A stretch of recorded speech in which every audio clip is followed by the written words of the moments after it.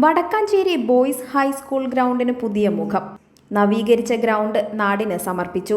ഗ്രാമീണ കളിക്കളം പദ്ധതിയിൽ ഉൾപ്പെടുത്തി വടക്കാഞ്ചേരി ബോയ്സ് ഹൈസ്കൂൾ ഗ്രൗണ്ട് നവീകരിച്ച പ്രവൃത്തിയുടെ ഉദ്ഘാടനം കായിക വകുപ്പ് മന്ത്രി വി അബ്ദുറഹ്മാൻ ഓൺലൈനായി നിർവഹിച്ചു. ചടങ്ങിൽ അധ്യക്ഷത വഹിച്ച വടക്കാഞ്ചേരി MLA സേവ്യർ ചിറ്റിലപ്പിള്ളി ശിലാഫലകം അനാച്ഛാദനം ചെയ്തു. നഗരസഭ വൈസ് ചെയർമാൻ PN സുരേന്ദ്രൻ ചടങ്ങിന് സ്വാഗതം പറഞ്ഞു. Sports Kerala foundation project engineer Sujith SR സാങ്കേതിക റിപ്പോർട്ട് അവതരിപ്പിച്ചു. 1 കോടി രൂപയുടെ നവീകരണ പ്രവൃത്തികളുടെ പൂർത്തീകരണ ഉദ്ഘാടനമാണ് നടന്നത്.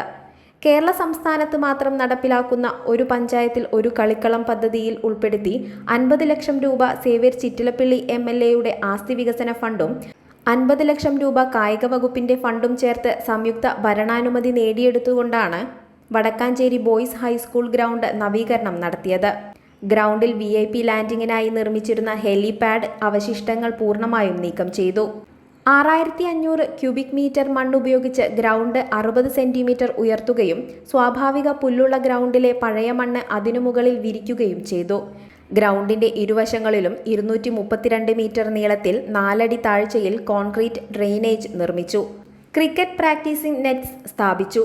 ബോയ്സ് ഹൈസ്കൂൾ ഗ്രൗണ്ട് വികസനമെന്ന ബൃഹത് പദ്ധതി തുടരുമെന്ന് സേവ്യർ ചിറ്റിലപ്പിള്ളി MLA അറിയിച്ചു. ഫെൻസിംഗ്, ഓപ്പൺ ജിം നിർമ്മാണം തുടങ്ങിയ പ്രവർത്തനങ്ങൾക്കായി 50 ലക്ഷം രൂപ കൂടി അനുവദിച്ചിട്ടുണ്ടെന്ന് MLA അറിയിച്ചു. ഈ പ്രവർത്തനങ്ങൾക്ക് പുറമെ രാത്രികാലത്തും പുലർച്ചെയും ഗ്രൗണ്ട് ഉപയോഗിക്കുന്നതിനും വ്യായാമം ചെയ്യുന്നതിനും സഹായകരമായി സ്റ്റേഡിയം മാസ്റ്റ് ലൈറ്റ് സ്ഥാപിച്ചു. നഗരസഭാ സ്ഥിരം സമിതി അധ്യക്ഷരായ ഷീല മോഹൻ, KP മദനൻ, സ്വപ്ന ശശി, PG സനീഷ് എന്നിവരും വ്യാപാരി വ്യവസായി ഏകോപന സമിതി president Ajith Kumar Mallayya, MU Kabeer, Vadakkanchery cricket club president MR Venkiteswaran, school principal Sunitha John, VHSE principal Latheesh R Nath, high school head mistress AM Seema, PTA president CU Pushparajan തുടങ്ങിയവർ സംസാരിച്ചു.